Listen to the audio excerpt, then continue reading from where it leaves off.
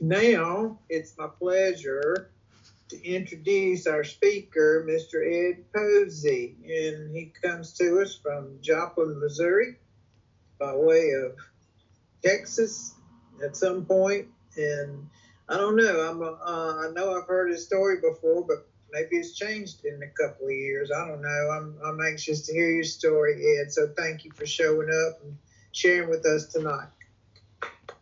Recording in progress. Well, I appreciate the invite. My name's Ed Posey, and I'm a recovered alcoholic. My sobriety date, 7/22/94, which just simply means last month I celebrated 30 years. And which is truly amazing because in the beginning, when I was presented this stuff, I thought it was humanly impossible to achieve a year. I was always schooled that any time I was asked to do something for AA, that, if I was willing and able, that I should do it. And I should, given an opportunity to speak, I should consider it a privilege. I look at this because my life today, I owe everything to Alcoholics Anonymous and the grace of a very loving God of my understanding. And I could have never got to the God of my understanding if it wasn't for Alcoholics Anonymous. I'll give you a little Reader's Digest. I asked Eric what he wanted me to talk about, and he basically left the door open. I thought, man, you can be in a world of trouble not telling me what I need to do.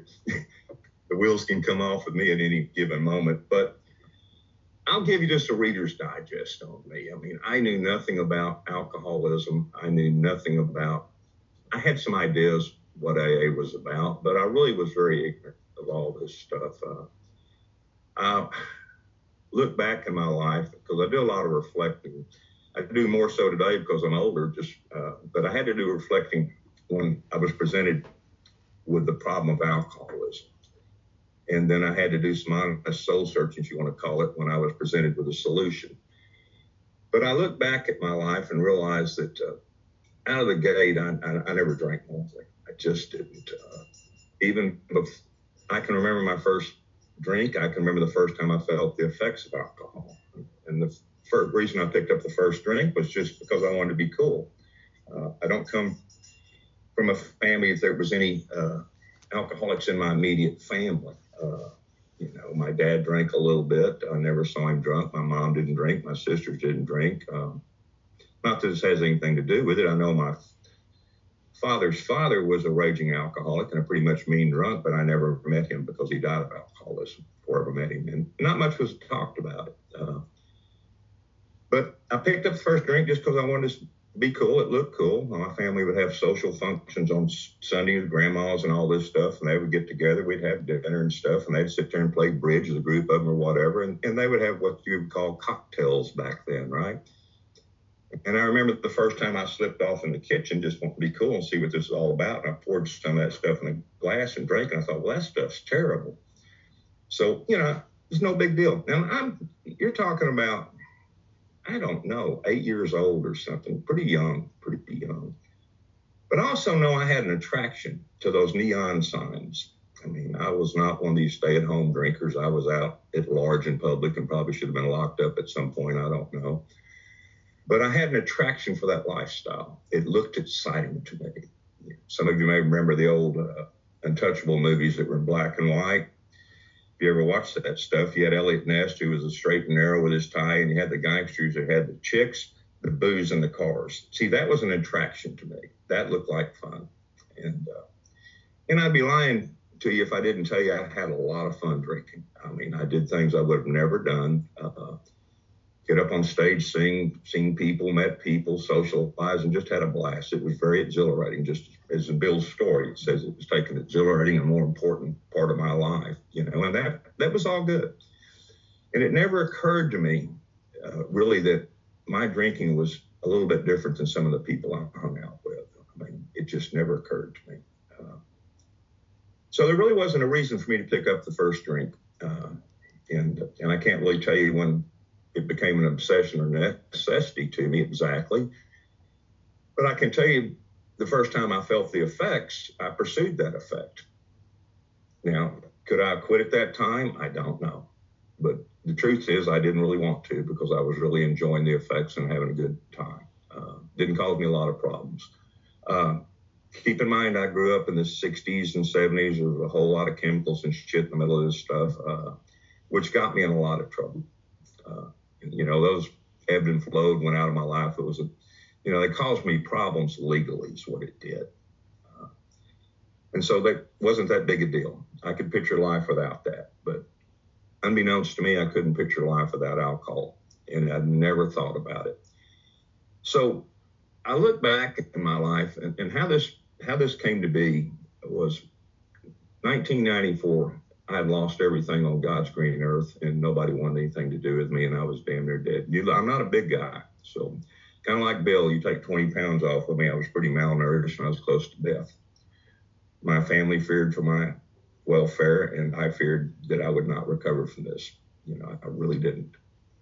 And by this time, I'd been disowned and disinherited, and the family had got to a point where they didn't know what to do with me. They didn't know anything about alcoholism. They were at the point that maybe they just thought I didn't care or that I was bad or whatever. But that wasn't the truth, because the things I had done and I was not proud of, the people I'd hurt, hurt me inside. And so, there's some words we don't hear much. And I don't know about y'all. I was telling Janie a minute ago that, I took a little part-time gig working in the Recovery Community Center or community here in Joplin.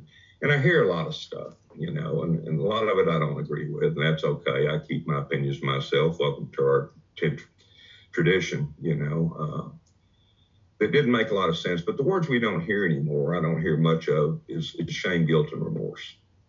Because that's what had to happen to me. We were doing a book study Tuesday night, and there's a line there that said, pitiful, incomprehensible demoralization. And we were talking about bringing bottoms up.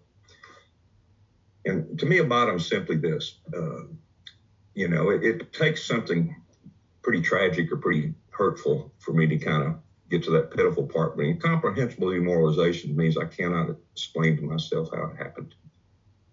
One more time. The book talks about we have excuses that make sense some of the times, and God knows I went through every one of those. She left me, got fired from the job, pissed off, they died, whatever. These things have happened in my life.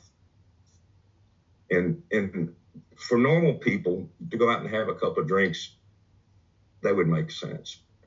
But when I start drinking, I lose control. And I was an everyday drinker, and I was able to actually function for many years, The latter years, it was just hanging on, a few swigs off a bottle of vodka in the morning, I'd pop a couple of Xanax, I'm working. I would maintain throughout the day, and at night I'd finish it off. So, this old B.B. King song, at this point, the thrill was gone. And I'd already been down this road a few times. Still very ignorant of alcoholism. I knew nothing about this stuff at all. So I'm just hanging on. And I know full well how this is going to end. And with me, when it ends, I'm either locked up, can't get up, or nobody wants anything to do with me. And I didn't understand what was wrong with me. And I'm asking myself these questions. Why? What is wrong with Ed? There was times I'd ask myself, am I crazy? And I had examples of people in my life that seemed to be crazier than I was. And I look at them and say, well, no, that's what crazy looks like. I'm not crazy, because I could work. I could do what most people do. But I couldn't not drink. And it just wasn't doing what it used to do for me.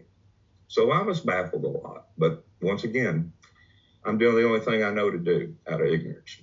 And I'm going to digress just a little bit. I'm pretty much a self-sufficient guy, and that just fueled my ego back when I was a young kid. I taught myself how to drive a motorcycle. I'd never driven a car.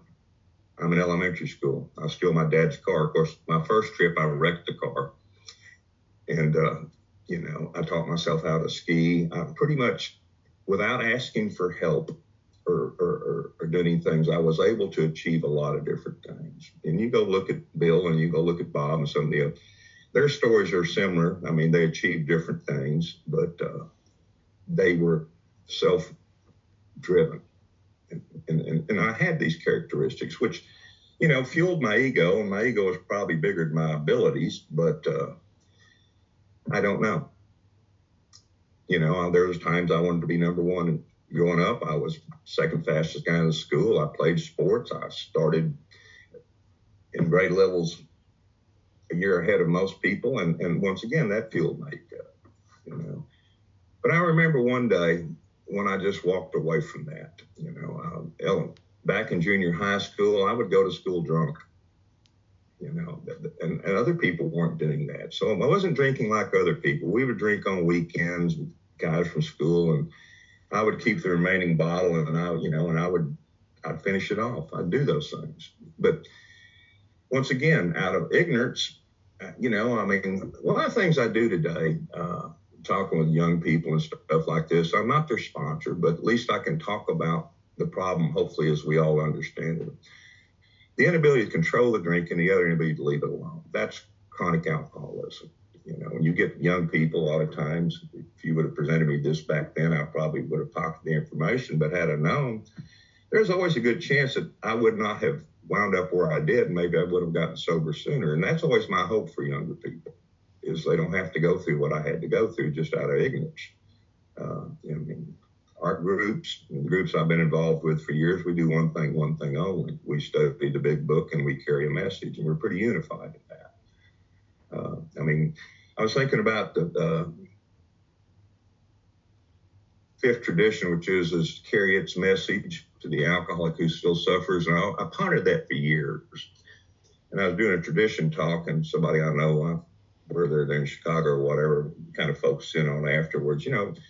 Different groups have different messages, and that's okay. Tradition 4.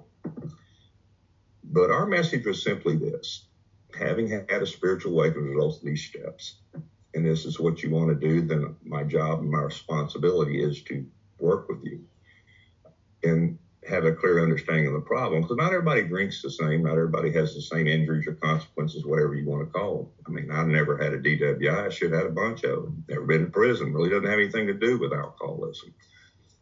And I try to be very clear with the youngsters. My hope is that maybe they haven't hit that point. Well, actually, I got a call from a guy today that made a pretty good beginning, 22 years old, and he fell off the radar. And he had done some really good stuff, made some amends, was doing a 10-step and 11-step review, and then he disappeared for 3 weeks. And he called me today, and he's back in detox. And I said, well, that's what we do. He said, well, can I stay in touch with you? I said, sure. And if you want to get back together and let's see what happened and where you are and go back to the work I'm going to do. He's 22 years old. Early on in my sobriety, I was kind of jealous a little bit about people that didn't have to lose everything on God's green earth like I did. Today, I'm not. I'm happy they don't have to go through what I had to go through, just out of ignorance. And so that's what our groups do. We study the book, we try to stay within the parameters of traditions, and we carry a simple message to the people that, wind up in our groups. And it's no different than any group you go to. Some people are there for various different reasons. But I was always pointed to look for the one or two and go have a talk with them, visit with them a minute, be cordial, make contact, I think Bill said this, and I don't remember what book it was in, but it goes like this. The most important step or attempt we make is our 12-step call with individuals. When we get to sit down one-on-one with somebody and talk to them a little bit and tell them a little bit of our story and give them a little time to think this over and be friendly, I used to grab them and I'd run them through the steps and yeah, whatever. I guess I've mellowed a little bit over the years. I hope so anyway. Some people might call it maturing. I don't know. But a lot of my heroes have passed away. My sponsor was Cliff Bishop. His sponsor was Joe McQueenie, and I think Joe was Charlie's. So I had the privilege of my first year of sobriety. We were doing Together in Eagles, and I was doing registration one day. And I didn't get to meet Dr. Bob or Bill. They died before my time, but Smitty was there, and I got to meet Smitty and spend some time with him, and came down on a Saturday night. And we'd already done birthday night on a Friday night, and he had a young lady there that wanted him to give him a 1-year chip. And he came down and asked me, hey, medallions? I said, no, we don't. I said, I need a 1-year coin. And I had my 1-year coin in my pocket at that time. And me being, I I don't know. I just kind of felt a little weird, and I thought, well, it's used. And I gave him my 1 year coin. He said, well, it worked, didn't it? And I said, yeah. So I was able to give him the 1 year coin. And I think what he left to me with that deal was pretty cool. Is my job or my responsibility is to pass this on and, step back a little bit and watch some of the youngsters step up to the plate and make some of the same mistakes I've made, but never damper their enthusiasm. Because I can tell you all the crazy stuff I did. We used to capture drunks, throw them in the back of the pickup truck. Used to go down the Salvation Army, catch them coming in at night when they were drunk, trying to 12-step them and whatever. What I did was actually get into the history and started seeing what these early members did. And then I just simply tried to duplicate it. And as a result of that, I mean, some people are sober, some are not. I've got some folks still involved in my life. I call them enigmas. I don't know. What they're holding on to or what it's going to take. But it goes back to 25% sober up after some legal averages, and 2 out of 3 of the remainder showed improvement. Their lives seem to improve, but they're not able to achieve permanent sobriety. But I'm still there for them. I don't sponsor them, but I'm still there for them.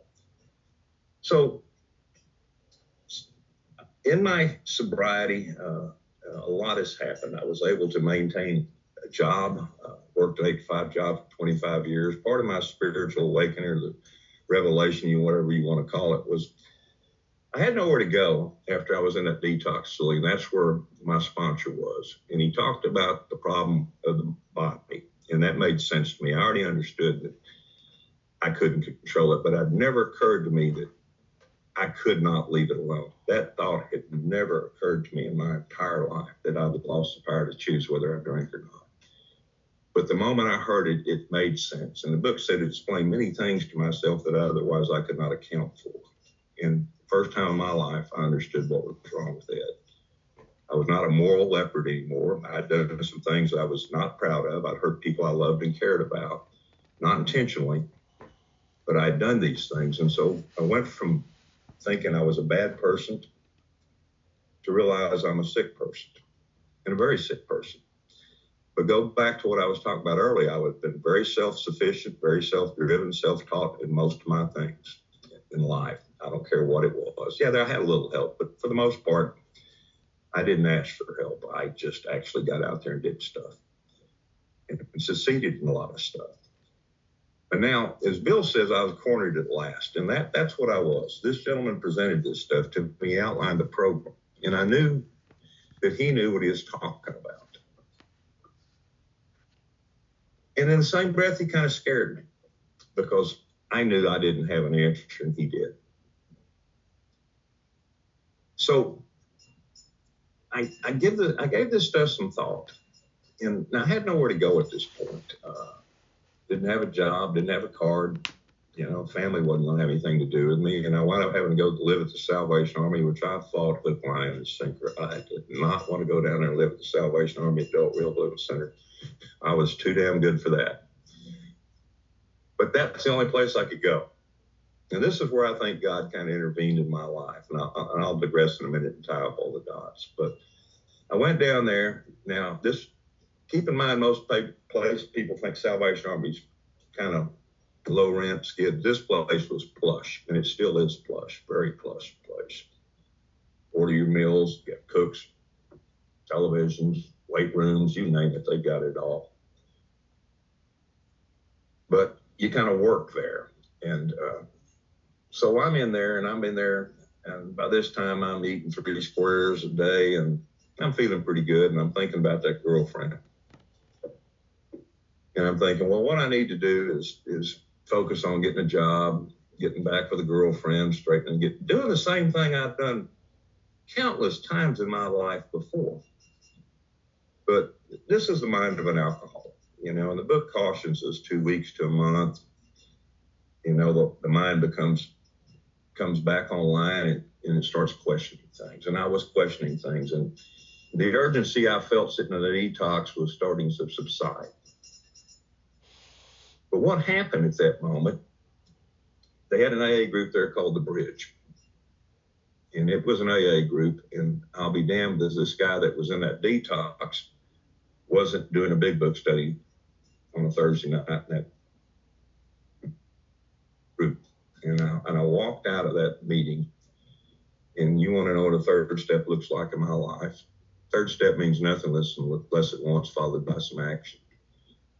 You know, I've done a lot of third steps. Sometimes an effect's felt, sometimes they're not. But it's a decision. And I walked out in the foyer after seeing Cliff, and I said, okay, God, I'm not stupid. Maybe I'm supposed to do this, and I will. And I immediately got somebody sponsored, and I immediately began working on a 4-step inventory because I knew how to do it. The program had been clearly outlined to me. And the emphasis was placed by him was, are you willing to go to any lengths? And the question was yes or no. And the question he asked me, do you have an honest desire to never take another drink? And it's either yes or no answer. And that's where we started this journey. Now, I didn't believe this was going to work, but I made a commitment. I was introduced to the concept of God as you understood God by this gentleman. And I had never, I always thought I had to believe as you believed, do things you did. I don't know where I got all this stuff, but I could tell you my little experience with God. I was introduced to a very loving God as a child. And one day, there was Steve Vickery. He was about a year older than me. He attended the same church, and I went to church that morning, and he was going out the back door, and I went out the back door with him, and I don't think I ever went back to that church again. But I started reflecting on that thought and idea, which is simply step 2 in this program, is get out of the debate game and open up the door of possibilities. You know, God as you understand God. And it gave me a big door. And I began to do more reflecting of various moments in my life that had been affected by certain people or whatever experience I had. And it gave me hope. It gave me hope, but it did not mean I believed. And I immediately after that began to have prayer and quiet time with the God of my understanding, which I continue to do today. And if any of the steps I do more diligently than that, I mean, I guess the most diligent would be my step 11 and my quiet time of prayer, you know, and then I get up and do the work that you want to get honest, I don't want to do some moments. Getting out of the house is a hard thing to do when you're sitting in the easy chair at my point in life anyway. So thus began the journey. And I got through that inventory relatively quick. It was done. And we set a time. We did our 5th step. The gates of hell didn't open up. And I found out I wasn't so unique and I didn't have a whole lot of problems or difficulties anybody hadn't had. Most of the stuff I knew anyway. I just had never been able to sit down and admit it to somebody else that I'd been selfish. I really hadn't considered a whole lot about anybody else's welfare. Ed was doing what Ed wanted to do without any thought of the effects it may have had on others. And when I looked at that inventory and all the decisions I made, God wasn't involved in those things. The only time God was involved in my life was God get me out of this and I'll never do it again. And, you know, I did it again. So by the time I got sober, I wasn't talking to God, because if I was God and been listening to me, I'd gone, this guy's crazy. And I just would have moved on. But I immediately began to look for people to work with. And that was the emphasis of our group. One of the requirements was you will support your group meetings, which we did. Then you will find a place to make a commitment, whether it be a treatment center, maybe a hospital or whatever. And we did all these things, Cycle Wards, Parkland Hospital, treatment centers, and we made commitments there. We carried big book meetings in there. We did step meetings in there, depending on how long the people were there. And, you know, I walked out of there sober. You know, David A., some of you may know who he is, but he's dead now. And I'm not even going to try to pronounce his last name because it's Jewish and I always screw it up. But I was listening to him in one of his big book studies one time. He said, I've never made an unsuccessful 12-step call because I am sober. And I believe that. You know, I believe that. And I think that's an important emphasis in just my experience. It may not be y'all's experience. I mean, but I believe a lot of that emphasis has changed and left our fellowship. And Bill wrote this. There's a piece in the Grapevine or something he wrote. It said, you know, he was concerned about the fellowship, or people coming to us because of our friendliness, things of this nature. Instead of the emphasis, you know, that you do this work, then, you know, you must do likewise for others. You know, I can't answer that for your group, but I know it's a big thing within the fellowship at large today. They're coming in and they're not actually spending. Well, the book says all of us spend much of our spare time. It doesn't say some of us, it says all of us. And, you know, some people have more time than others. When I got sober, I was not married. My family didn't want anything to do with me. I didn't have a relationship with my son, so I had a lot of time to do that. And that's what I did. And some people have more time than others, is to look for and search for that person that's suffering. And depending on where you are, determines sometimes it's your group, which is fine. But we all know kind of where we wind up. And I've come to believe today that, you know, people like me, had my sponsor not been in that detox facility, I probably would have never graced the room at the meeting of Alcoholics Anonymous. And I don't say this to be ugly. I was dating a girl at that time who had been sentenced to meetings by the court. And this is toward my last debacle. This is when I was swigging on a bottle of vodka and popping a few Xanax just to get through the freaking day, and knowing full well this was not going to end well, but there wasn't anything I could do to pull out of it. And I would come in, because I was driving trucks, and I would visit her, and she was going to meetings, but oh my God, what's the presentation of the meeting, and it's not her fault. They were talking about all this stuff about dysfunctional families and all this stuff, and I'm looking at it like they've lost their freaking mind. And that was my first glimpse of a 12-step fellowship or meetings. And I really did make a conscious decision that I wanted nothing to do with that. And the wheels did come off, and I kept my bottle and I kept my pills, and I crashed and burned one more time. See, I thought AA was just a bunch of people that sat around and talked about their problems, particularly old farts that smoked cigarettes and drank coffee. Now, well, I might qualify for all three of those today, but I come to find out it's much more than that. You know, I look at the book. I've been a student and a practitioner from pretty much day one of this thing, and I don't have it figured out, and I'm not perfect by no freaking means, and I haven't arrived at any point. But there's two things. The fellowship took its name from the program, and I will tell you I'm a member of the program, and I will tell you that I have a fellowship that has grown up about me, and they're not just, you know, necessarily all my hangout buddies or whatever, that I'm connected with people. We had a person here from Denmark, you know, a few weeks ago. It wasn't our group anniversary. We had him here for a reason. He was speaking here, you know, just around the world, just like I'm able to be with you folks tonight.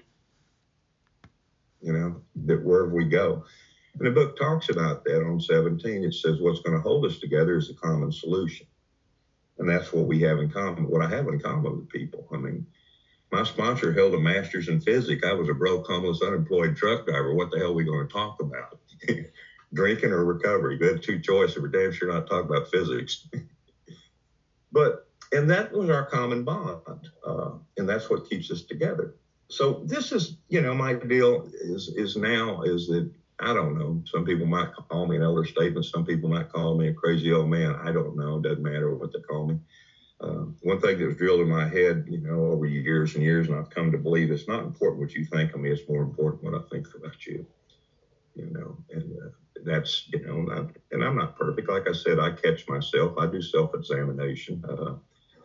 At the end of the day, I look at this and ask myself those questions. Are resentful? You know, was I afraid? Have I been dishonest? You know, have I kept something to myself to be discussed with another one? Sometimes that's a hard one, you know, for me. I'm like, I got this, maybe, or maybe it's not that important, you know. But I do those things.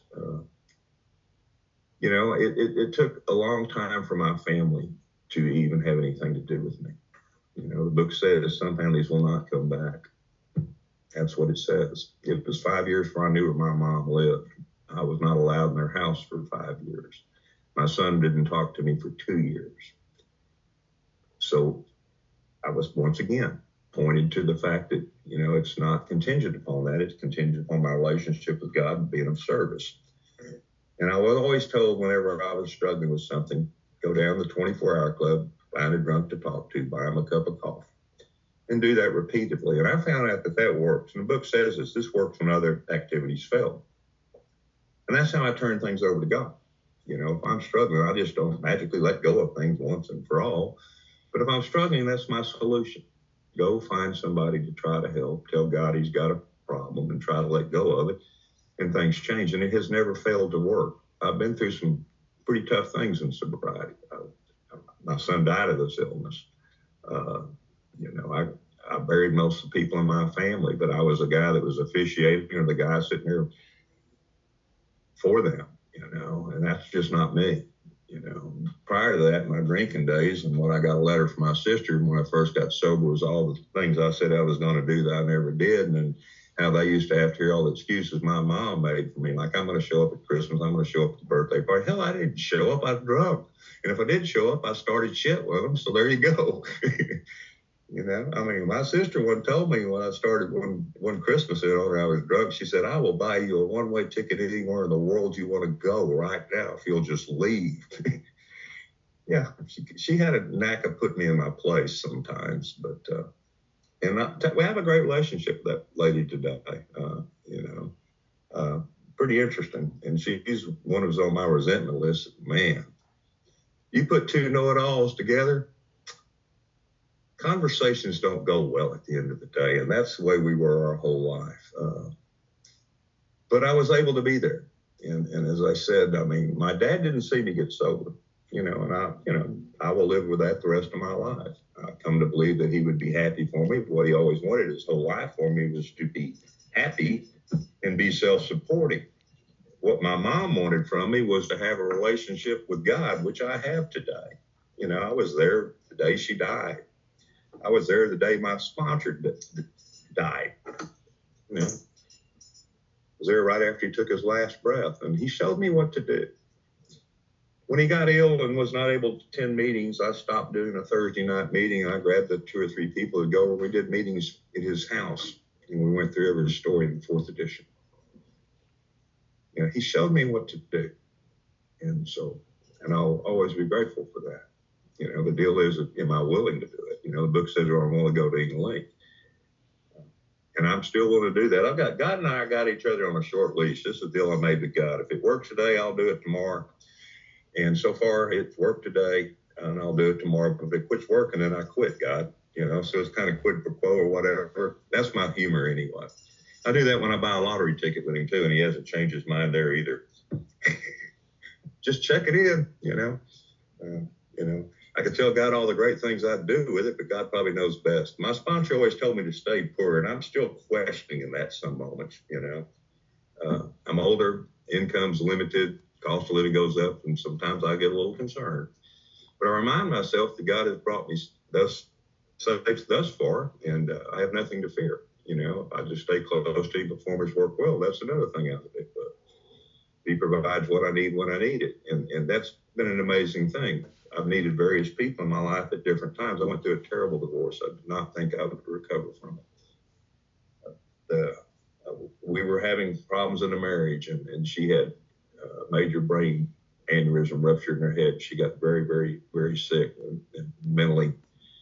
She had a lot of brain damage, and we didn't recover from that. And it was not a pretty thing, and I did not think I'd survive that. But once again, my sponsor reassured me, and it just kept going through the work. The day of my son's death, we did a celebration of life or whatever at a church where our AA group met. And my AA family was there, as far as my immediate family was there. And it was a pretty amazing deal. I got through with it. 4 hours later, I was standing at that podium doing traditions. This is what I've been shown to do.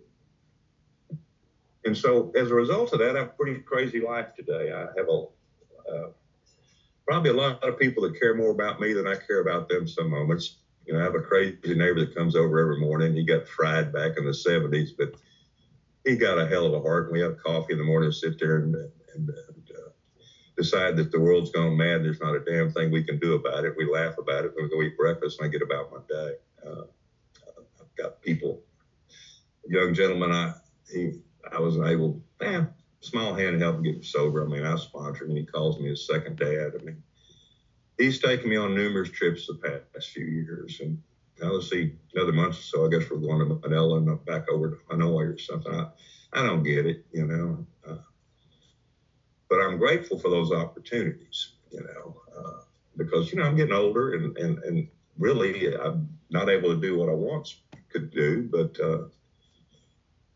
you've had a lot of conference themes in AA over the years. One is, are you a member? Do you just belong? And I can say, I'm a member. Another thing is, I always want the hand of AA to be there, you know, and if somebody calls and they're wanting some help, I'm willing to go sit down and meet with them, outline the program, talk about the problem, let them decide for themselves if they want to do this. And if so, then I'm on the hook to work. Take them through the work and walk with them as long as they want to, you know, walk until they get up to the point. What I like about people is when they quit talking about themselves and they start talking about the person they helped that day. Pretty amazing deal how that changes in somebody. They're all of a sudden not so worried about their little problems, everything. Man, I've got this person I sit down and talk to, and I do a third step. But I got questions. I don't know.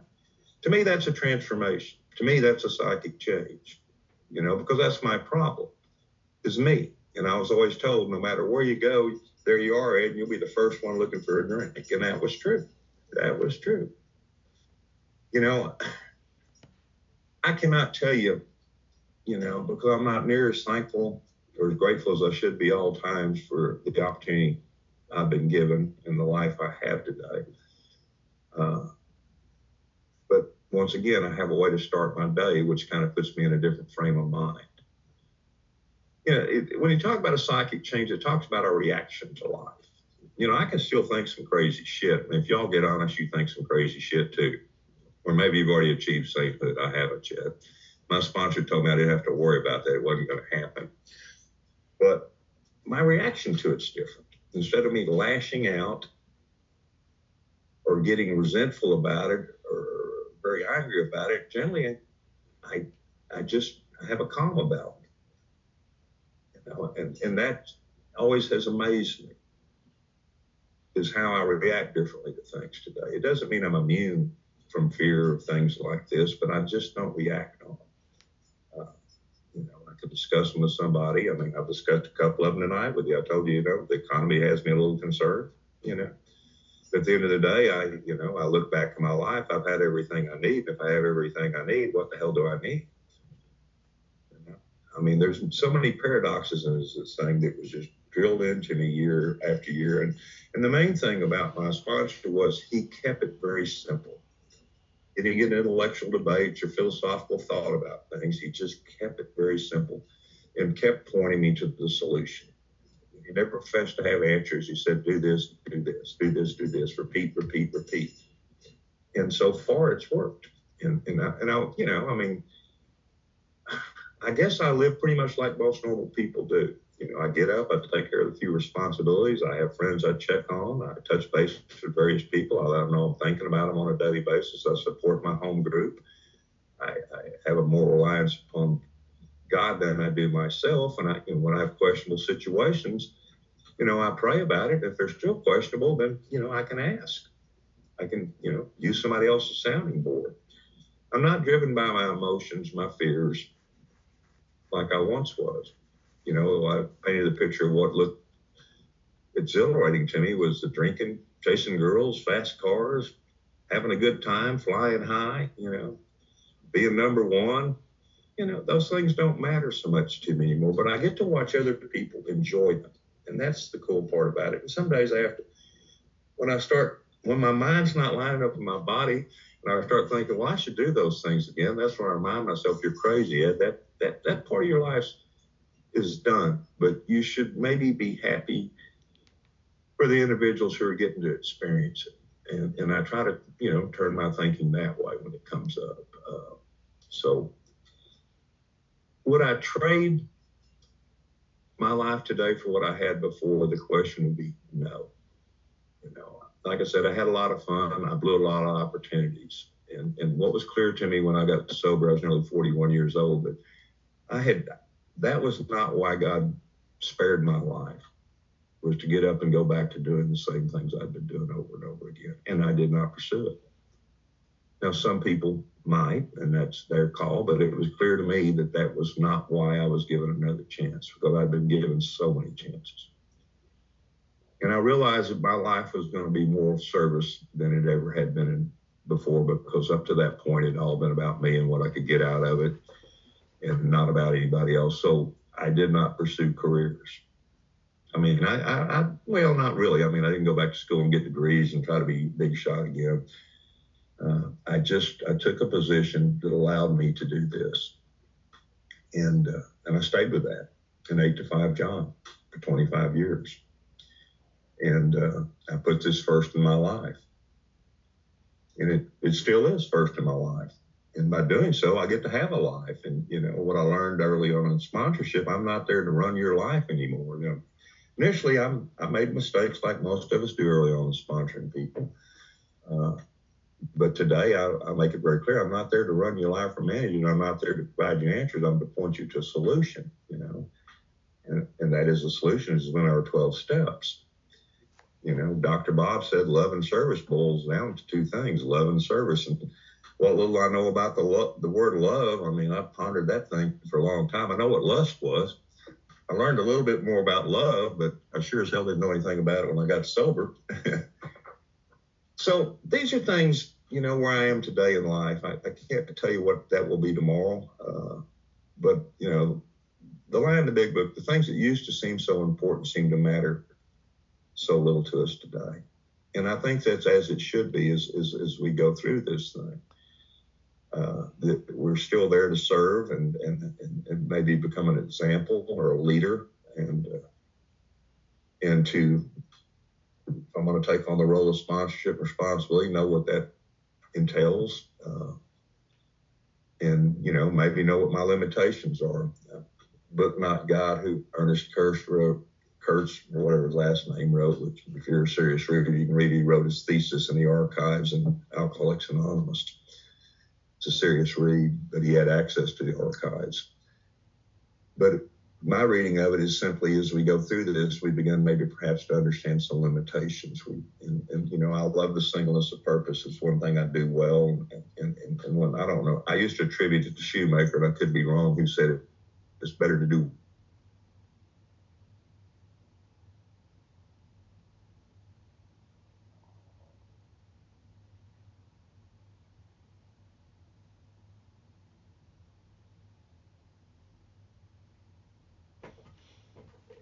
a lot of people's orbit up here.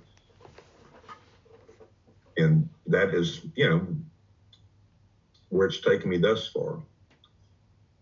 So I guess we'll see what God has next in store for me. God willing, I mean, I hope you guys keep it up. And once again, I mean, it is a privilege and an honor to be allowed to do this stuff. And sometimes I forget that. It's like I lived most of my life taking things for granted. And I try not to do that today, you know. And it's, you know, it's an ongoing process for me to remind me. And I'll leave you with one last thing. For the end of my sponsor's life, he said, if I'm nothing, why am I trying to be something? And sometimes I pondered that, you know, and those are some of those last words I heard him say. So you're loved. Thank you for having me, and God bless each and every one of you. Keep it up. I'm done.